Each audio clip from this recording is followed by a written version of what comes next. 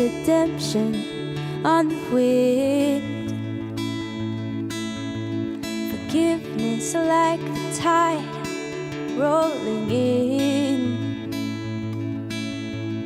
taking up the space where shame has lived,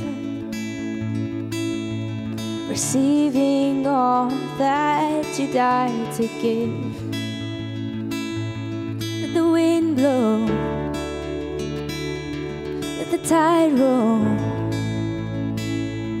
till the earth knows you're a God of love. Let my dry bones sing a new song. All the glory to the God of love. Hey!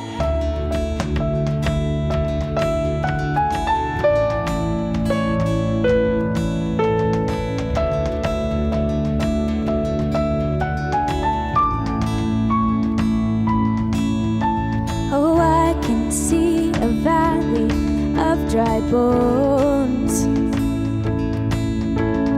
rattling, moving, bone to bone. You breathe the breath of life into our lungs, marching on our knees, we march to love. Let the wind blow, let the tide roll, till the earth knows you're a God of love. Let my dry bones sing a new song. All the glory to the God of love.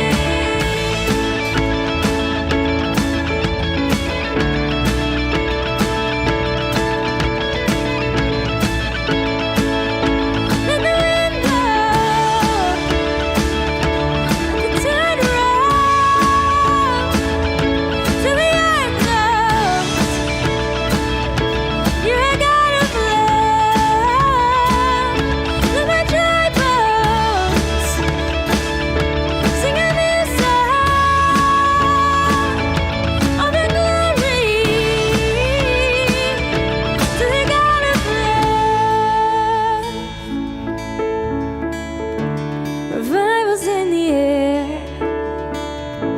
Oh, catch it if you can. He's moving on the wind. The dawn is breaking. Oh, lift your eyes to see. He's better than you dreamed of.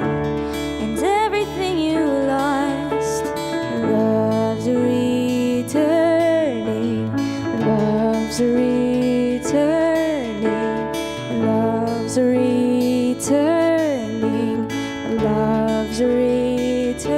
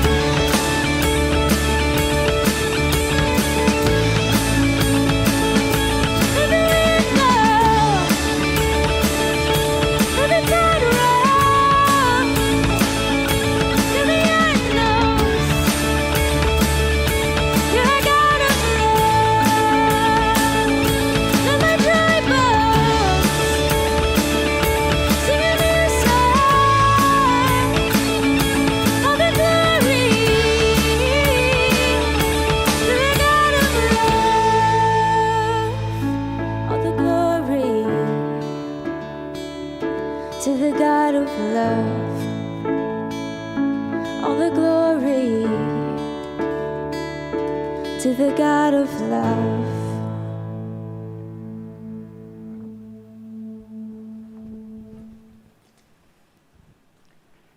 Hey, good morning. Good morning to Dryden, to Dauphin, to Nipawin, and of course here in Portage and everywhere in between. Welcome to Prairie Alliance Church. So today is party week, and that means we get to celebrate a good God who gives good gifts to his kids. Today, we get to celebrate how good God is, and this is one of our spiritual disciplines. This is how we practice reveling in God and his goodness. So today, we're going to worship differently in a few different ways. First of all, you're going to see behind me that Amanda Scott is on a canvas, and she is painting, and she's telling a story of who God is and the way that we can look for him. I would encourage you to be watching throughout the service and to be attentive to the way that God is speaking to you through these creative arts. Secondly, since it's a party week, one of the ways that we can share with one another is right here in the feed, share the good ways that God has blessed you. Share the ways that he's been generous to you, that he's been faithful to you. Because as we share these testimonies with one another, we get to share God's story, and that builds up the church body. So let's celebrate this party week together and do this as a family. Now, speaking of celebrating, we have two big things that are coming up. Good Friday, this Friday, 10 a.m., we're going to be having an online service, and we're going to celebrate communion together. We're going to remember the Lord's death, and we're going to remember what it means for you and me. So make sure you put that in the calendar, and let's not miss that. Let's celebrate Good Friday together. And then speaking of together, this Sunday is going to be Easter Sunday, and I don't know about you, but I'm getting really excited to be able to have that in-person watch party, to be able to see people face to face. Truth be told, I walked into the room today, and we already have the chairs set up waiting for you. And it hit me how much I miss our church family. And I'm sure you feel the same way. So no matter what campus you're at, we're going to get to gather together. And we're going to be able to do that and watch the service together, see one another, and we're going to celebrate the resurrection of Jesus together in person. And we're really excited about that. So what it's going to look like is this. In Nipawin, it's going to be at 11 a.m., and it's going to be in person. And then in Portage, here, what we're going to do is we're going to have two services, 9 a.m. and 11 a.m., and we're going to have children's ministry involved in our Sunday morning services here in Portage. Now, you're going to need to pre-register for both of those services, for any of those services, actually. And what you're going to need to do is go to mypack.tv and then register for those services. The registration is going to open at noon today and will be open till midnight on Saturday. Again, that's mypack.tv. It opens noon today and will be open till Saturday at midnight. Make sure you register for those services and then join us to celebrate God and his resurrection from the dead and what that means for us. Let's do that together. So on party weeks, we like to stand and have an opening prayer that guides our time together. So no matter where you're watching right now, I'd encourage you to stand up and then take your hands, maybe even put them out like you're ready to receive something, because we've been receiving good things from God. And as we're standing with an open posture, ready to receive from him, let's read this opening prayer together. Father, we say thank you to you, the giver of every good and perfect gift. Thank you for the big and small joys in our lives. Thank you for food, music, beauty, and laughter. Thank you for your attention, your salvation, and your future. You are the source and fountain of our joy, and it's to you we sing with grateful hearts. Amen. So stay standing and let's sing together and let's celebrate our good God.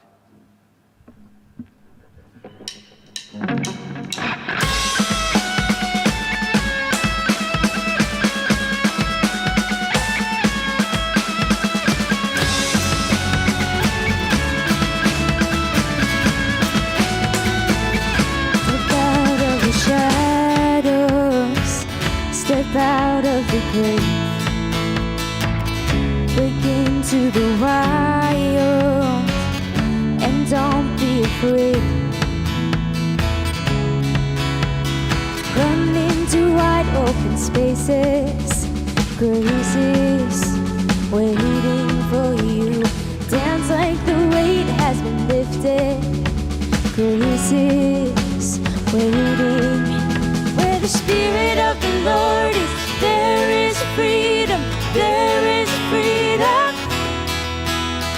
Spirit of the Lord is, there is freedom, there is freedom.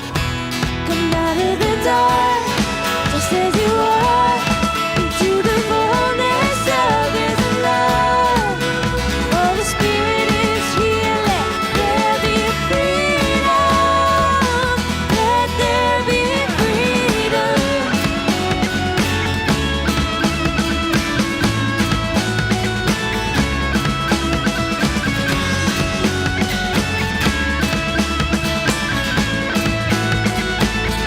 Bring all of the burdens, bring all of the scars. Come back to communion, come back to the start. Run into wide open spaces, graces waiting for you. Dance like the weight has been lifted, graces waiting. Where the Spirit of the Lord is, there is freedom, there is freedom. Where the Spirit of the Lord is, there is freedom, there is freedom. Come out of the dark, just as you are, into the fullness of His love. For the Spirit is here, let there be freedom, let there be freedom, freedom.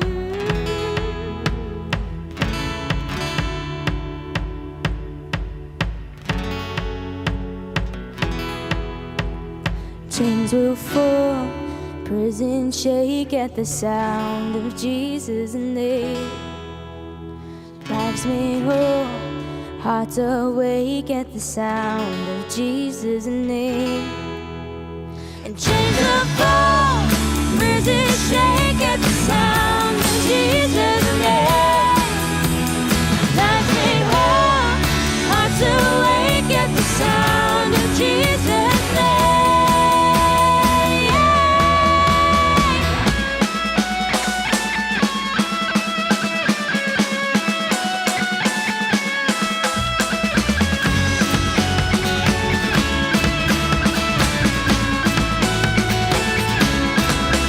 For the Spirit of the Lord is, there is freedom, there is freedom. Where the Spirit of the Lord is, there is freedom, there is freedom. Step out in the dark, just as you are, into the fullness of His love. For the Spirit is here, let there be freedom, let there be freedom,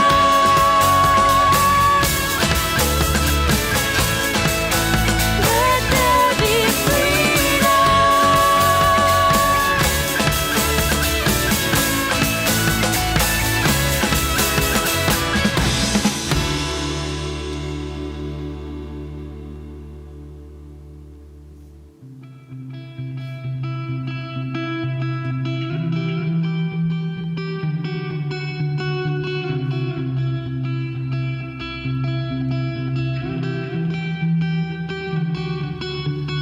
God of creation, there at the start, before the beginning of time.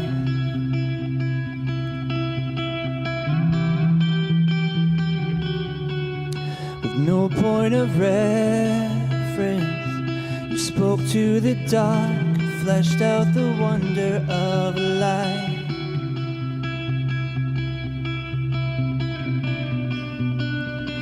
And as you speak, 100 billion galaxies are born. In the vapor of your breath, the planets form. If the stars were made to worship, so will I. I can see your heart in everything you've made. Every burning star, a signal fire of grace. If creation sings your praises, so will I.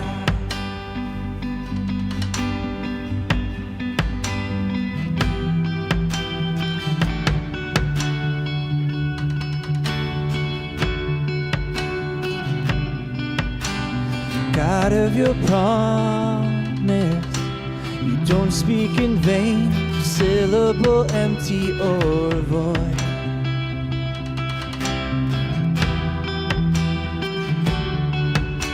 For once you have spoken, all nature and science follow the sound of your voice.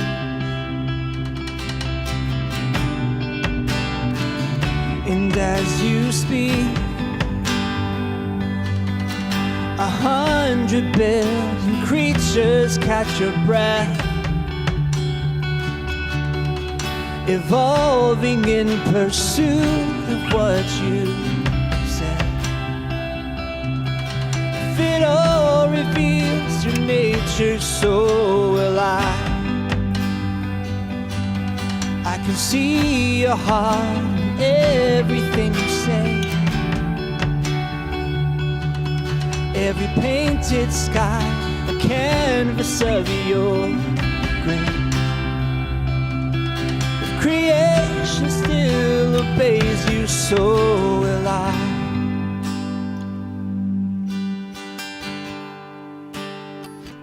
So will I.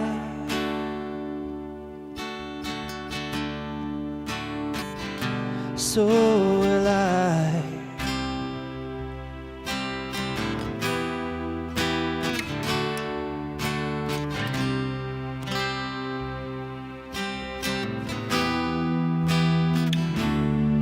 If the stars were made to worship, so will I. If the mountains bow in reverence, so will I. The oceans roar your greatness, so will I. For if everything exists to lift you high, so will I. If the wind goes where you send it, so will I. If the rocks cry out in silence, so will I. Some of all our praise still falls shy. We'll sing again 100 billion times.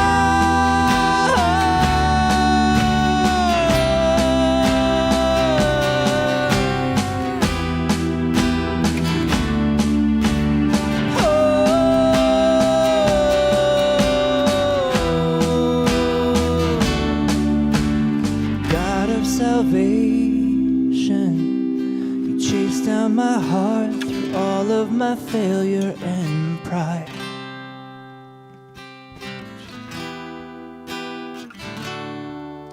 On a hill you created, abandoned in darkness to die.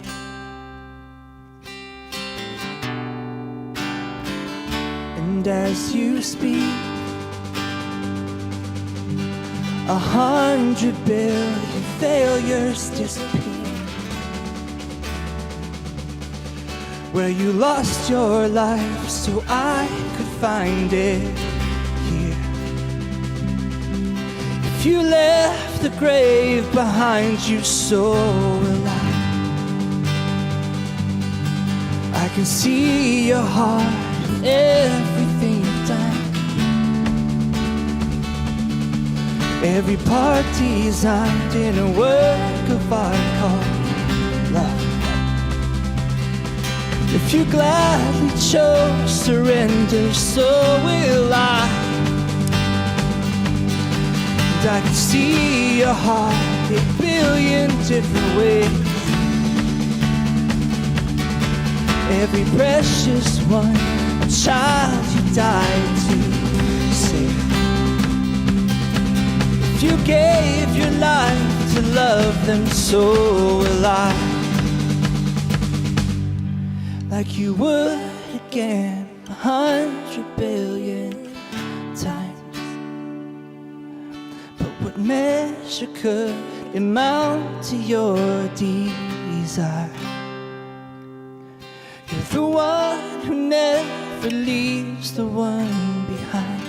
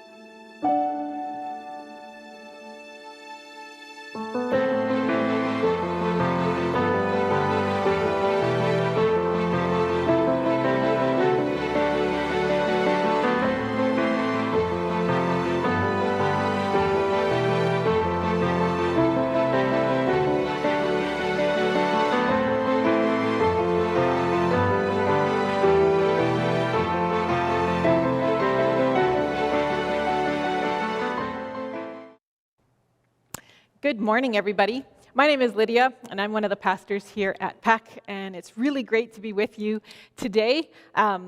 This morning, as we dive in, normally I would tell you like a funny story or like a little anecdote that kind of ties us with the passage of Scripture we're reading to kind of get us all started and ready to go, or like something funny from my life or interesting that I think is interesting anyway.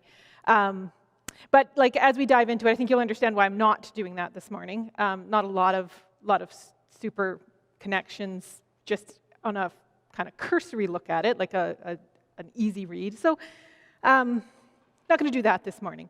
But this morning, though, the one thing that's really cool about this passage, even though I can't necessarily really relate to it, like I said, like as a quick reading over it, is it's a great reminder of the fact that these passages in Acts that we're reading from, and in fact the whole Bible, weren't written down by authors thinking, I wonder what people 2,000 years from now are going to want to hear from me, and writing it down. The cool thing about the Bible is that these are real people writing to real people about real things that are happening in their life. And so instead of it being somebody's best guess at what we would want to see 2,000 years in the future, what it is it's an opportunity for us to watch their experience with God, to see what God is saying to them, to see how God is leading them, and then to extrapolate what God is doing for them to our day. It's kind of like we get to glean from their experiences. We get to see what happened, what did they do, and then what did God do, and how did he lead them? And then we get to make that connection to whatever it is that we're facing. So as we dive into this, we're not going to see a lot of the same situations that they had, but we are going to see some really good things that are really timely for us. And so let's dive in and see what we have this morning in Acts. Acts chapter 15, and we're actually going to talk about the first 35 verses, although we won't read it all together. But we're going to start off with Acts 15, verse 1. Certain people came down from Judea to Antioch and were teaching the believers. And this is what they're teaching them. Unless you are circumcised according to the custom taught by Moses, you can't be saved. You're kind of getting why I didn't find a ton of connections in my own life about this. This teaching brought Paul and Barnabas into sharp dispute and debate with them. So, Paul and Barnabas were appointed along with some other believers to go to Jerusalem to see the apostles and elders about this question. Now, the interesting thing about this question is that it's already been talked about. Do you remember back when we talked about Cornelius and Peter had that vision of the sheet and things on the sheet? Well, that was already talked about. Jesus said to Peter, don't call things unclean that I've made, that I call clean. And so they've already had this conversation. And I can imagine, like Paul and Barnabas would be saying, well, what is this teaching? We've already talked about it. There was already a vision. We've already figured this out. And yet here it comes up again. And so it's obviously a big deal for these people. These people who are coming from Judea, from a Jewish background, to Antioch, which is in Syria, and teaching them that in order to become a Christ follower, you have to be circumcised if you're a guy. Now, to these people, it's a big deal. And what we're going to need to do is to dive in to find out why. Because they have really good reasons as to why this is such a big deal. So, way back, at the very beginning, before there was an Israelite nation, there was a man, and his name was Abraham. Now, Abraham was called by God to be the beginning of a group of people who would be God's ambassadors to bring God's blessing to earth for everybody.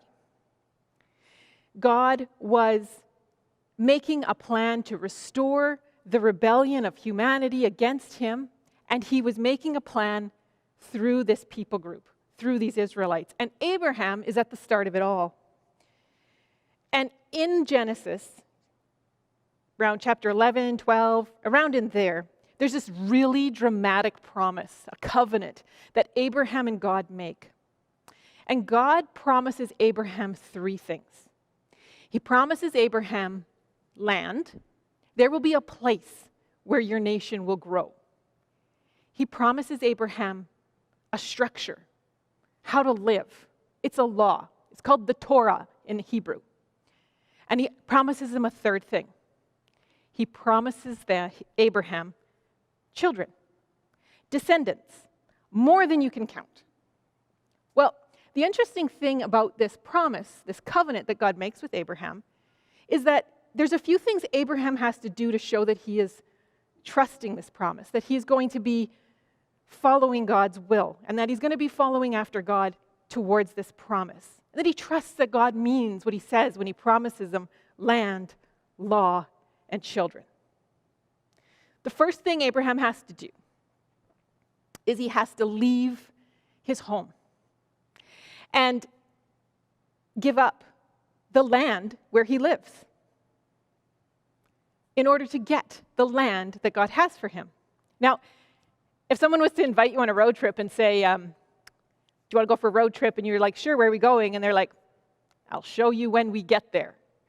You're probably going to be a little hesitant to get in the car with them. But that's exactly what God says to Abraham. When Abraham, he says, go to the place I'm going to show you. So Abraham does. He gives up the land and he goes. The second thing that he does when God calls Abraham to leave is he's calling him to leave his structure, the family structure, all of the surroundings that make the day-to-day life of structure go. And he says, I'm going to give you a new one. And then the third thing that God asks Abraham to do is to be circumcised. And this shows his faithful trust in God's promise that God will give him descendants. The interesting thing about this part in Abraham's story is he has no kids and he's not that young. He's getting older. And so Abraham steps out in faith. And that promise of land, law, and children follows his descendants.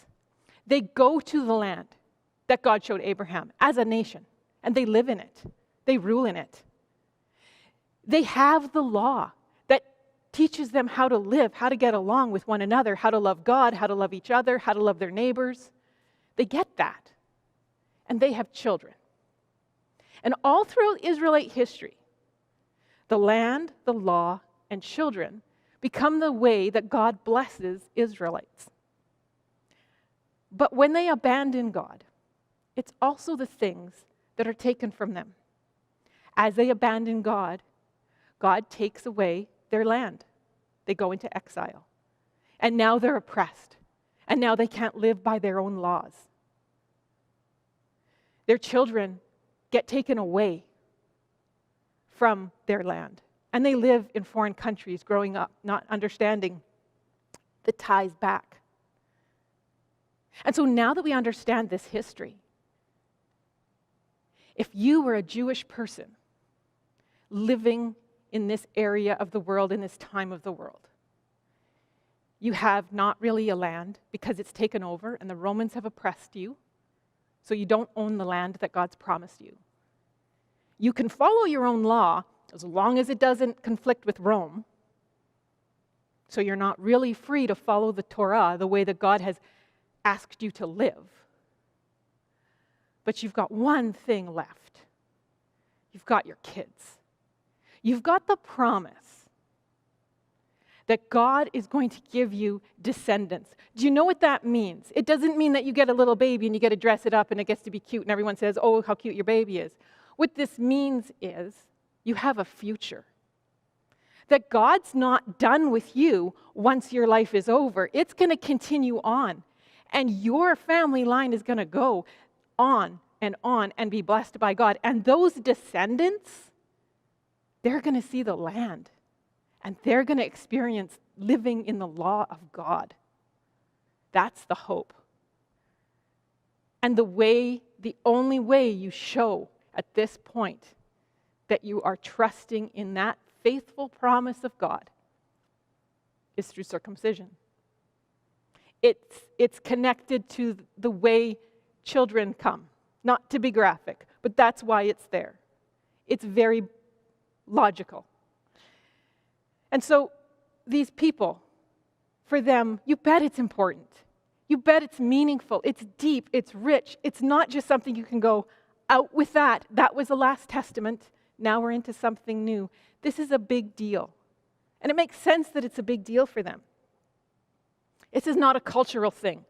This isn't an issue of them saying, well, I'd rather not have Gentiles in the church, so I'm going to do something that means that they're not going to want to. No, this is something that they intentionally have been taught, and this is a big deal for them. It's not the same thing as, I don't like the style of worship, so I'm going to go to a different church. Or, what are you supposed to wear when you go to church? Or even, is it really going to church if you're in your living room logging on to a service? It's not one of those questions. This is core to their beliefs. It's core to the faith that their nation has been built on. If you want to follow the God of the Bible, you have to make this sacrifice and show that you are part of the promise of God, the promise of land, law, and children.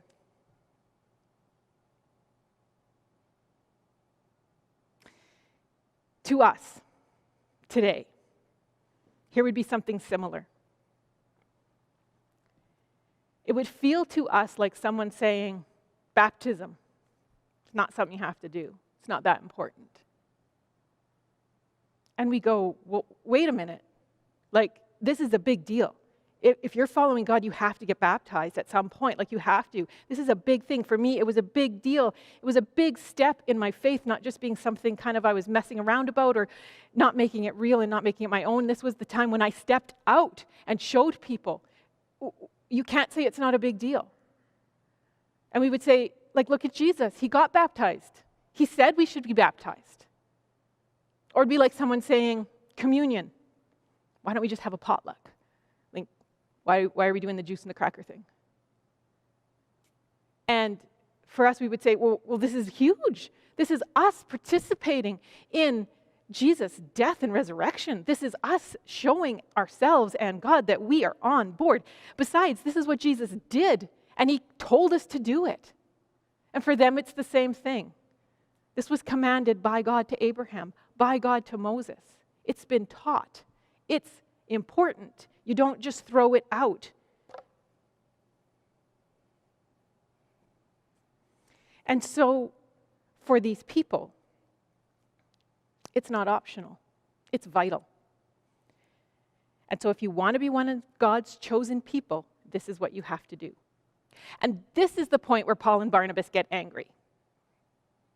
And I think we can miss this point, and we can miss this in Acts if we feel like we would always be like Paul and Barnabas, that we would always be the ones to get angry with the people who are putting barriers in the way for people to follow Jesus, and not see ourselves as sometimes being the ones with the barriers. The problem isn't whether circumcision is right or wrong.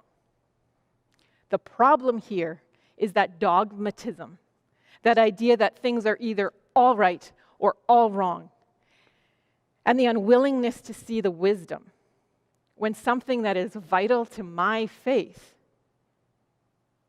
doesn't have to be an entry requirement for you. And something that's vital for your faith isn't an entry requirement for anyone else. It's the entry requirement that's the problem here. It's not whether or not it's a good thing to do. And so, in honor of unity and in honor of the way that things are done well in the church, they go to the leaders of the church. They decide we've got to take this up with somebody else. We can't just keep arguing about it amongst ourselves. And they go to James, the elders and the apostles, and James is the one who speaks. Now, James is an interesting guy. He's Jesus' brother, but he's also someone who came to faith out of Judaism. So he's familiar with all of this history. He understands the law and the land and children as the promises of God. And so they have this conversation to figure out how to move forward in unity. And look at what happens, and look at what James' response is. This is down in verse 16. James starts by quoting a book of the Old Testament. It's the book of Amos. It's a prophet. And he quotes this passage to remind the people who are in this council of what the Bible says. It says this.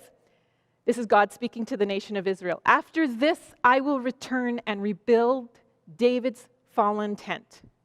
David's fallen tent is Israel.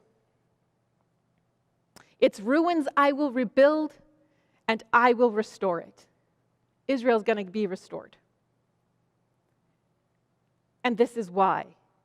That the rest of mankind may seek the Lord, even all the Gentiles who bear my name. Do you see this? So he quotes a passage saying he's restoring Israel to bring Gentiles into his kingdom too.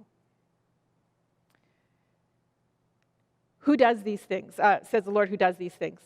Things known from long ago. So this goes all the way back, like I said before, to Abraham. And then James makes his conclusion as far as his judgment about what he thinks we should do or they should do about this issue going forward. And here's what he says. It's my judgment, therefore, this is James talking now, that we should not make it difficult for the Gentiles who are turning to God. Instead, we should write to them, telling them to abstain from, okay, this might seem weird, but what they're going to do is they're going to write to the Gentiles, and this list of things that's going to come up isn't something that you would be familiar with if you grew up in a Jewish household, but it is something you would be familiar with if you grew up in a Greek one, because these things are the ways that the Greek pagan religious practices, this is the way they would worship their gods. These are specific practices they would do to worship specific gods. So the things they're abstaining from aren't just this random group of things that James is coming up with off the top of his head.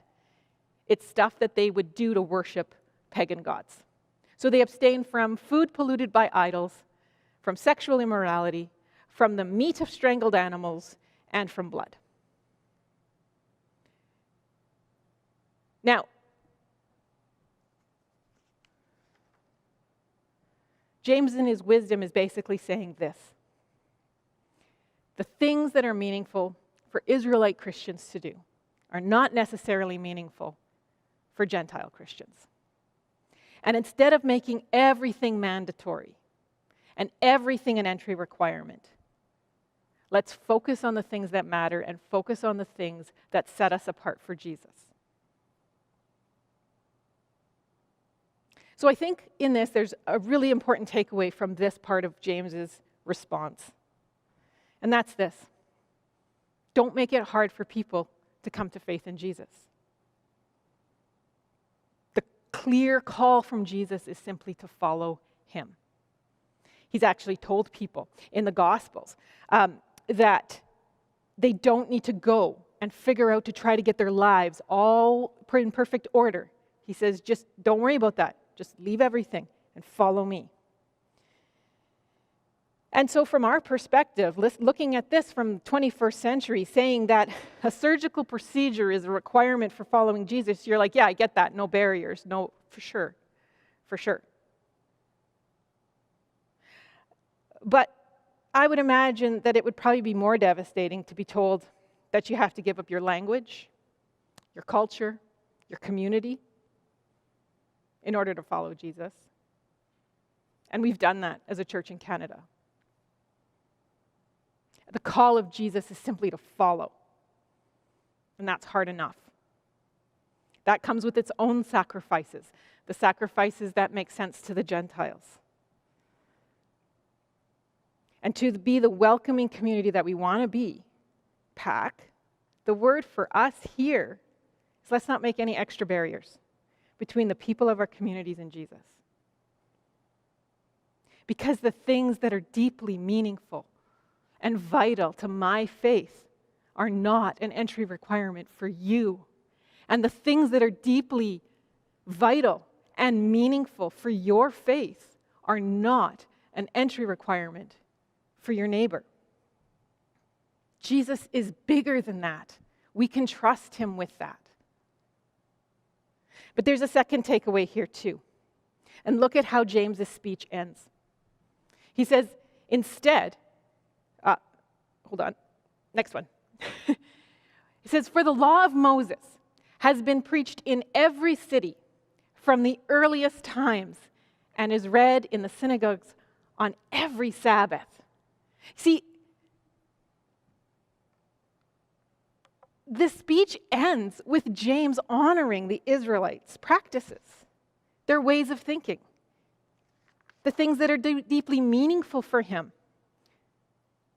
He doesn't say, get on with it, you old fuddy-duddy Israelites. Circumcision is so Last Testament. Get on with a new way of looking at things. Put it away. It's done. He doesn't do that. He says, don't make things so difficult for people who don't understand them, but keep doing them if you find them very meaningful and important. Because it's been taught in every synagogue for every Sabbath, basically since the time of Moses. So here's our second takeaway. Imagine what it's like to be those Jewish Christians. Their synagogue is changing. Their church is changing. They're not wrong in what they're doing, but it's changing.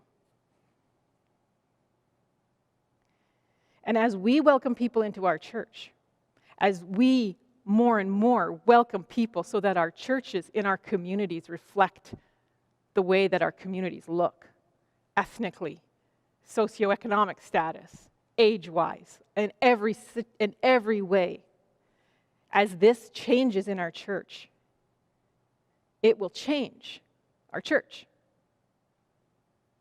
It won't look the same. But just because these changes are needed, and just because these changes are going to happen, it doesn't mean that the past was somehow silly and insignificant. Absolutely not. Those things are still just as deep and meaningful.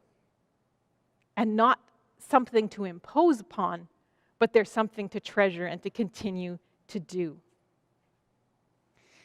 I'm trying to figure out little examples that we can use to kind of understand this point a little bit more. And when the one that came to mind was something that is kind of obvious, but when I grew up, I was a pastor's kid, and so we were in different little churches in different like rural communities in the prairies, and they were all kind of the same kind of church though. So these different churches, it was really common that everyone would wear your absolute best clothes to church every Sunday. Like men in suits, women in dresses, it was fancy, everybody wore their best. And the reason that we as kids were told this was this. If the Queen of England was coming to our little town in Alberta or Saskatchewan, whichever it was, and she was going to spend 2 hours with us on a weekend, hanging out with us, and we were going to be in her presence just like 100 people, what would you wear? You'd wear your best. So if you're going to spend 2 hours with the King of the universe, why would you wear jeans? And that was the reason behind it. And there's nothing wrong with that. That's deep and meaningful for the people in their church. It was a big thing. But can you see what happens to somebody when that becomes an entry requirement? Before I can go to church, before I can engage in community with other people, before I can learn more about my growing faith in Jesus Christ, I have to go buy pants or a skirt. And I have to know what kind of pants or skirt to buy. I have to know what length of skirt to buy. I have to know all of this information before I can get in.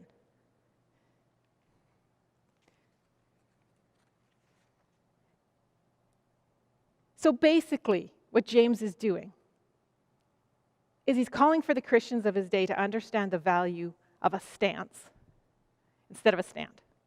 He's asking for them to understand that agility is required to move in faith and discern what is a deeply meaningful thing versus an entry requirement.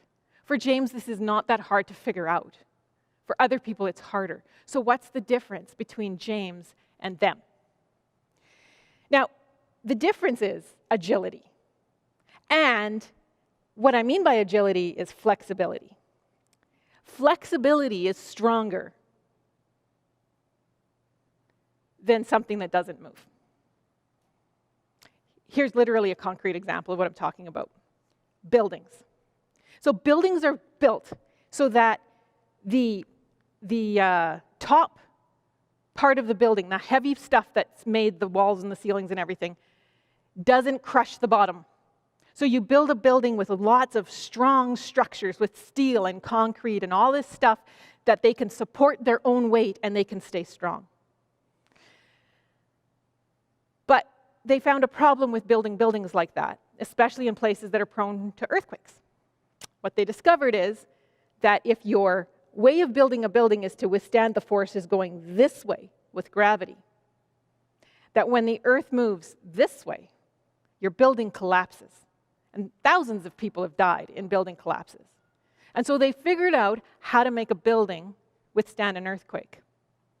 And the key is flexibility. Earthquake-proof buildings have flexible foundations so that it moves a little bit as the earthquake comes so that the building can stay strong. So they've had to make these buildings out of more flexible material than steel and concrete so that they can move. It's a similar thing. We recently bought a house, and Kevin, my husband, is like, well, if we're going to do renovations, because there's a few little things we want to do, he's like, we need to get the proper tools. So we decided to invest in this, these impact drill things that are really fast and strong, and they do the job really well. But because they're so strong, you can't buy normal screwdriver bits to go in them. They'll break them. So Kevin went out and bought the right kind of screwdriver bits for this thing, and our 6-year-old was reading the package, and he was like, these things move. They twist. And that's what they are designed to do. These impact drill bits are designed to twist as you're using them for work. The reason is if you put a steel screwdriver bit in your impact drill, it is so strong of a structure, it is so immovable of a structure that it will break. You need to put something in that can twist a little bit and that can flex. The third example is one that I know in theory and I have no idea about in the real world because that doesn't really seem to help me, but this is the theory. You ever play sports? So apparently if you do sports with your feet flat like this, you're not very good. I think this is basically my problem because I basically am like this. This is usually my stance for playing sports because I don't want to be there. So I'll be like, picture badminton racket like this, picture basketball dribbling by, picture volleyball coming straight for my head. This is what it looks like when I'm playing sports. My problem is I'm not agile and I'm not flexible. The way that you do this, I know this because I've actually taught kids this, but I can't do it myself. But you do the ready position. So you go on the balls of your feet, you bend your knees, you have your feet a shoulder width apart, and you're ready to go. You're much more flexible, and you can jump where the ball comes, or you can run after the badminton birdie or whatever it is you're doing. These are ways that we know that agility and flexibility helps us in the real world, it also helps us in our faith because we're able to change with the things that change that we can't see coming. When something comes at us, is this a requirement? Is this a preference? Agile faith allows you to know that brittle faith is like the buildings in an earthquake that just collapse.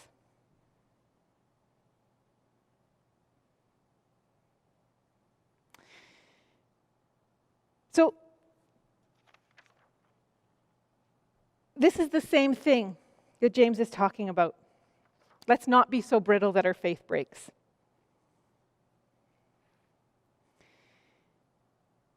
You see, there's so much for us, especially in wanting to be a church that's welcoming and transforming as we walk into our four loves.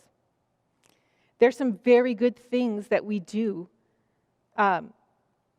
We do not need to do just to do as a whole church, but you and I in our own lives need to do to move from the requirement category to the preference category. We're going to need to move these things, but we're not going to know what they are until we're faced with them. A thought that I have is that maybe one of the things that God is doing in this time as we're trying to figure out how to be agile in our faith during a pandemic is that He's preparing us as a church for what's next. He's preparing us for changes that are coming. He's preparing us to be that welcoming church, that agile church. If we can adjust to doing church in a pandemic when we're not allowed to be together, when we're not able to do the things that we've always done to keep growing in our faith, if we can adjust for that, He's preparing us to be able to adjust to welcome more people in.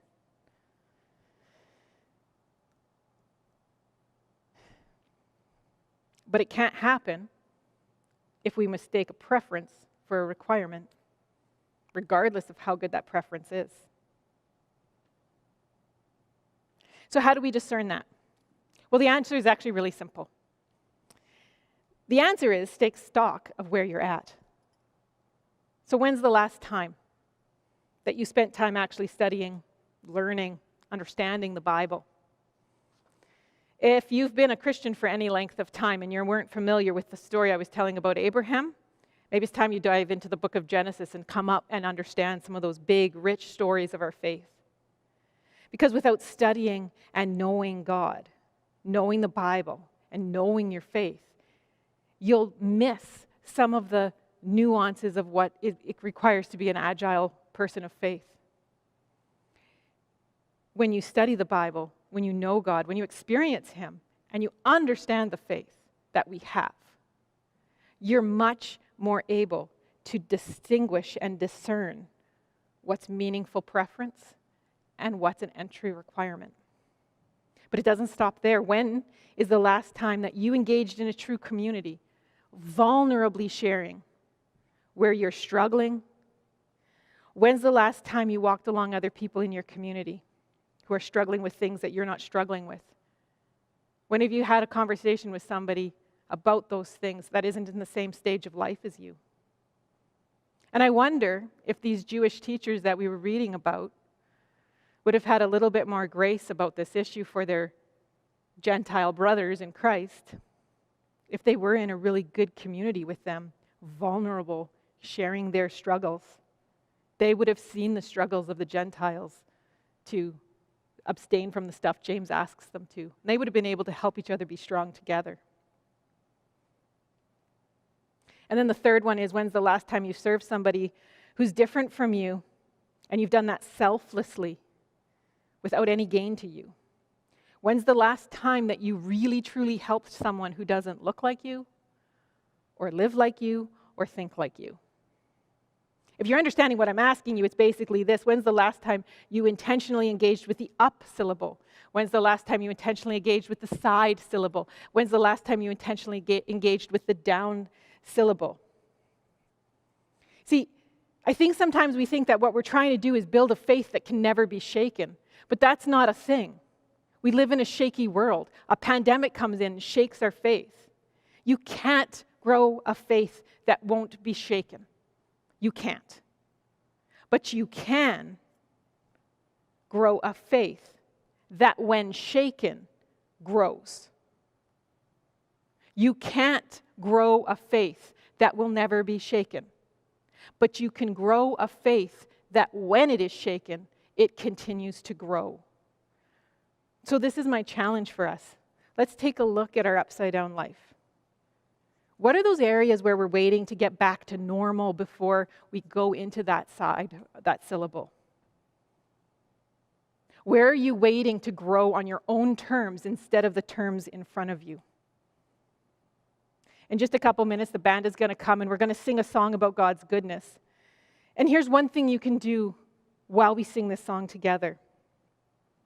Think about the line that we're going to sing that says, "Your goodness is running after me. With my life laid down, I surrender now. I give you everything." So the question to ask yourself and the question to ask Jesus as we sing this song together is, have you surrendered your upside down life to Jesus? Have you connected with him in an upside down way? But maybe you're in a spot where you actually need to hear that there's no barriers between you and following Jesus. Jesus is going to tear down any barrier between you. I want you to listen for the part of the song that says, "Your goodness is running after me." If you're running after somebody, you're not the one putting up the boundaries. You're not the one putting up the barriers. And so remind yourself that God has always been faithful and good, and he always will be. You'll figure out the rest later. This upside down life is not a barrier. It's not a requirement. It's meaningful for growth, and it's important for developing an agile faith, but it's not an entry requirement. But finally, maybe you're in a totally different place this morning.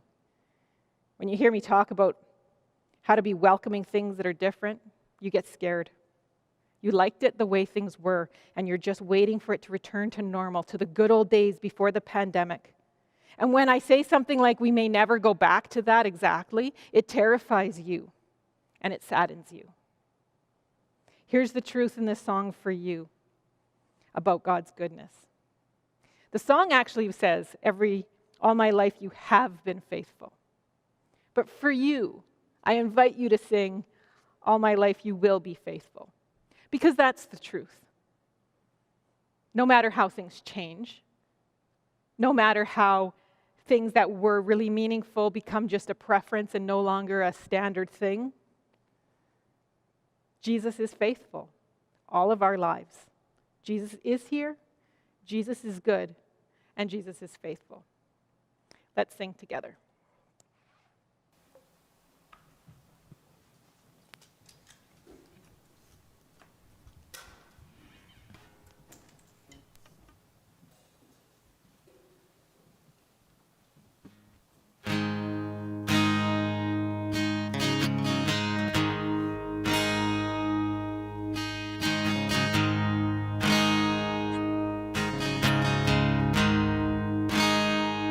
I love you, Lord, for your mercy never fails me. And all my days I've been held in your hands. From the moment that I wake up until I lay my head, oh, I will sing of the goodness of God. And all my life you will be faithful. And all my life you have been so, so good. With every breath that I am able, oh, I will sing of the goodness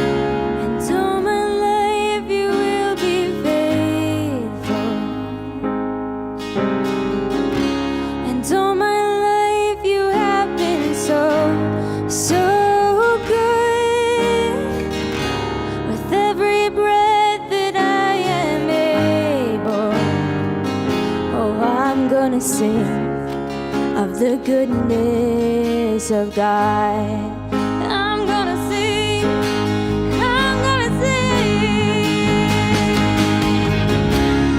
So my life you have been faithful, and all my life you have been so, so good. Every breath that I am able, oh, I'm gonna sing of the goodness of God. Oh, I'm gonna sing of the goodness of God.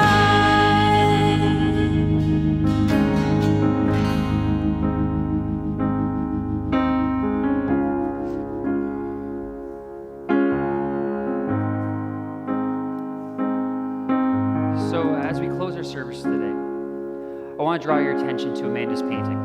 You're going to see there are green leaves on that painting, and those leaves represent two things. One, they represent the fig leaves in the garden, the ones that Adam and Eve wore when they felt ashamed, when they believed lies about themselves. Secondly, those leaves represent the palm leaves that were thrown before Jesus on Palm Sunday, what we actually celebrate today. And those palm leaves represent misunderstandings of who Jesus was and the king that he was coming to be. As we heard today in Lydia's sermon, and as we see in that painting, it's time to pull those lies away. It's time to pull the prerequisites away and to make a way for Jesus. Because Jesus is here for you and for others and for everyone. Because he's good. And we get to celebrate that today on this Party Sunday. So go and have an agile faith, living out the upside down life, building a foundation that can roll with the world as it changes, but that stays firmly secure in Jesus and who he is. And live this life and live it to the full, because it's here now for you today.